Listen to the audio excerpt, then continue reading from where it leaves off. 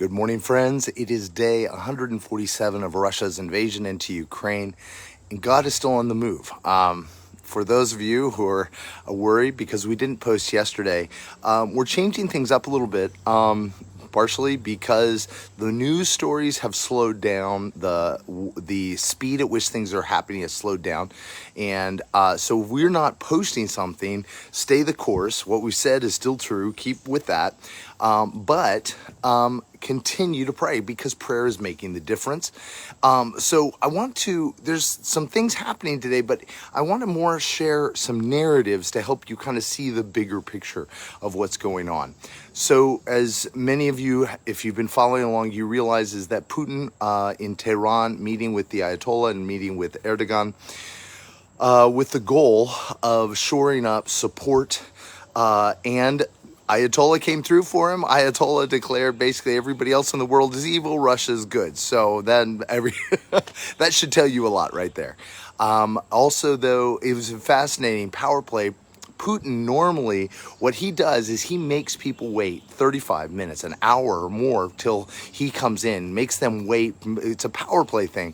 Well, guess what Erdogan did? He made Putin wait. And Putin looks uncomfortable. Putin is not in the power seat anymore. He's not in the power seat with Turkey. He's not in the power seat with China. He's not in the power seat with Iran. He is begging for help. He is weak. We've talked about this before. He is crying out for support.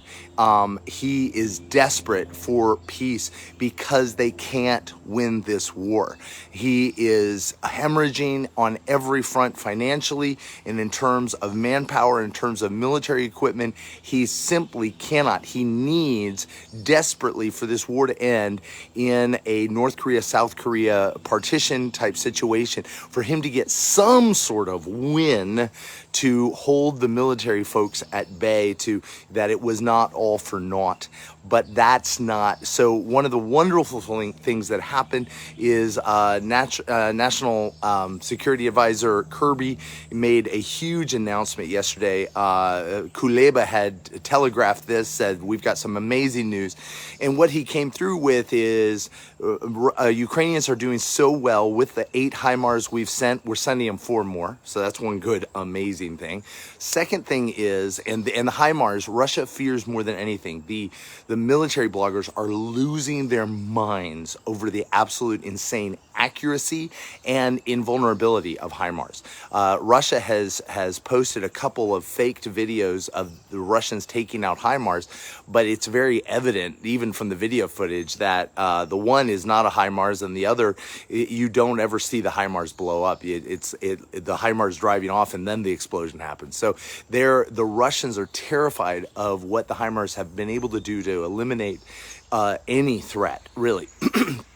And also what Kirby said is, and this is a very powerful statement, he said, Ukraine has the right to a counteroffensive to take back their own territory. That may not sound like a big deal, but it's huge. It's huge. It is a very big deal because what Russia's pushing for is we're now the good guys. We're just protecting our territory. How bizarre that's the narrative they're putting out. We're the good guys. Russia's now saying we are ready to export 30 million tons of grain and 50 million tons of fertilizer. We're the good guys. Once they are no longer able to blockade Odessa, even though they just shot 3 missiles and took out 3 fuel tankers in Odessa's harbor, they're the good guys? No. And but also this fundamental narrative that wherever Russia is dominating, controlling, atrocities are occurring. There's no good peace with Russia where Russia still occupies Ukrainian territory. And so it's wonderful for him to announce that. Why is that important? Because right now, Germany is feeling the pressure big time. There are huge business voices that are saying, basically, if we don't get Russian oil, we're going to die. well, maybe they lose their millions, but they're crying out. Russia's putting pressure massively on Germany. They've turned off oil from the 11th through the 21st. So we'll find out if they turn it back on. There's threats that they won't, but Gazprom is saying they will. But Germany is under so much pressure as to relates Russian gas. They're going to be pressuring Ukraine to take any deal. Also, as I mentioned, in these negotiations between the UN's Antonio Guterres, the Secretary General, Kuleba, Erdogan, and Putin around grain that they're talking about releasing this week, Russia is claiming that it is Ukraine that is refusing peace. Well, the peace that Russia offers is, let us keep what we've got.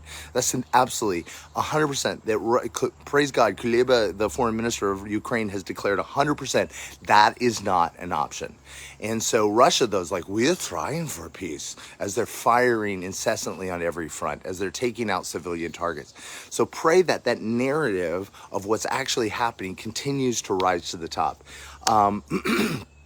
Also, continue to pray for the Russian people. You know, just to give you kind of a backdrop, a relative of ours passed away in Moscow today or yesterday, and her grandson, her daughter, every single day begs her grandson, because her grandson, his uncle, lives in Kyiv. He knows what's going on. His mom begs him every day, don't declare anything against the war. Please, please, please. I can't lose you. I can't lose you too. Russia has become an increasingly, it's a police state.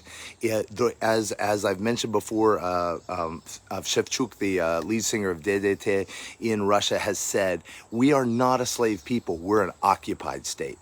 Russia is suffering as well. Pray for the Russian people to realize what's going on and have an understanding of what to do. And pray for this Daniel to rise in the midst. As you mentioned, Mariana, there, yes, Putin needs Jesus. But, you know, even Nebuchadnezzar, as demonized as he was, God could send a Daniel to stand in the gap for him. So pray. I said this before, the Russian war is going to end on the Russian side. It's not going to end. I mean, the Ukrainian forces are moving massively into Kherson. They're very strategic. They're not trying to rush in. They're moving forward even as they're trying to gather forces. We saw a couple days ago a missile strike on the bridge. So there's 3 bridges across the Dnieper, 2 for road and 1 for rail.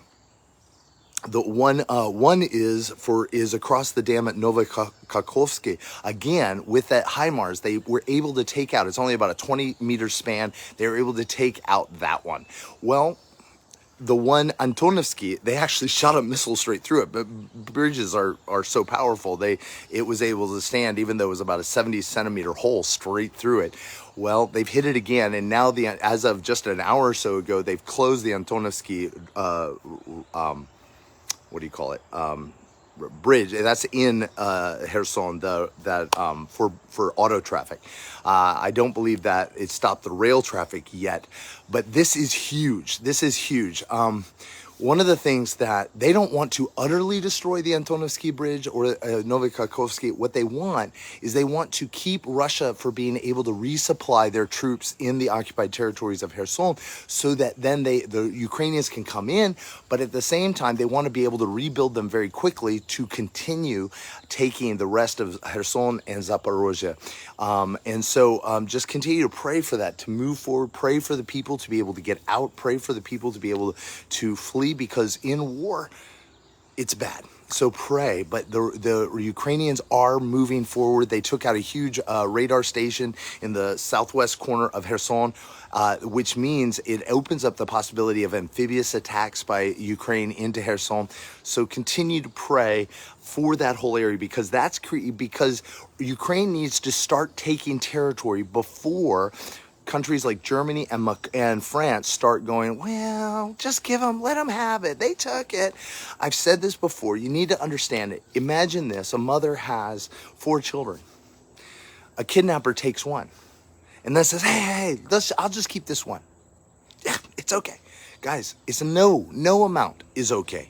With this, this is not okay. So pray that the world sees, fully understands what's going on, and they stand with Ukraine, and also that Ukraine can start getting some forward movement so that there is a rationale among the people of Germany, of France, of continuing to support Ukraine, because people support winners. And so, again, it's been the support of the French and German people that has forced Macron and Scholz to stand with Ukraine, even though Macron, by the way, they have given so little that France has actually given so little. They've given as much as Denmark. Macron has dragged his feet left, right, and center. Again, I can't say this enough. The leaders of the West do not want to back Ukraine, but the people are demanding it. Praise God. Continue to pray for that. We prayed for that from day one, and that's what's happened. So continue to pray for that, and continue to pray, because they're trying to sort out the negotiations about releasing the grain in Odessa. And Putin he does this thing where he says, well, I'm ready to do it. If we do, but you got to do this.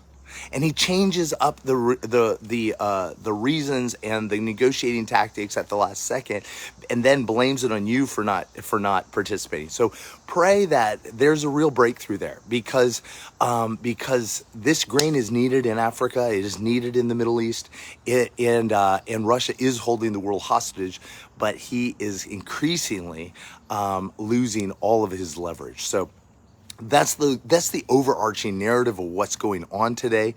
So continue to pray. Pray for the weak. Pray for the powerless. Pray for the people, the refugees. Pray for those who are fleeing, and pray for the church. Vladimir and Lilia, they continue to amaze me. Again, because of you, they've been able to be set up a logistical network that doesn't exist anywhere else, that nobody else has. That's why the UN has chosen to partner with them. That's why Samaritan's Purse is partnering with them, because there's nobody else trustworthy on the ground who has the ability to get resources to the people where they need it. And you've helped do that. You've built that. Thank you. We've sent over $200,000 so far. If you want to be a part of that, go to ariselife.org/help Ukraine and give. And again, it's making a difference. But more than that, it's starting revival. It's starting a revival, because this is the privilege of the church, that where everybody flees, the church runs in. Where everyone's terrified, the church is full of courage. Where everyone else is broken, the church is a healer and bringing healing. And the very people who were destroyed yesterday are now the people who are bringing healing and life to those tomorrow. Pray for the church to arise, for the gospel to advance, not just in Russia, but in Belarus. I mean, not just in Ukraine, but in Russia and Belarus as well. This is the hour. Guys, we have got to be people of hope. We've got to be people who are, this is how we've gotten this far, day 147, because of hope. So we've got to stay in hope. And so finally, let me pray for you. Because the reality is, if you are hopeless in your situations, you're not going to be able to be hopeful for Ukraine or anywhere else or anybody else. So God, I ask right now that you would allow each person hearing to know your love, to know how much you're for them, know how you are fighting on their behalf and how much their needs matter to you. Allow them to know and sense your presence and feel your love, and that you would give them divine ideas and strategies of how you want to move into their situation and their issues. We love you guys. Again, have an amazing day. We'll see you tomorrow.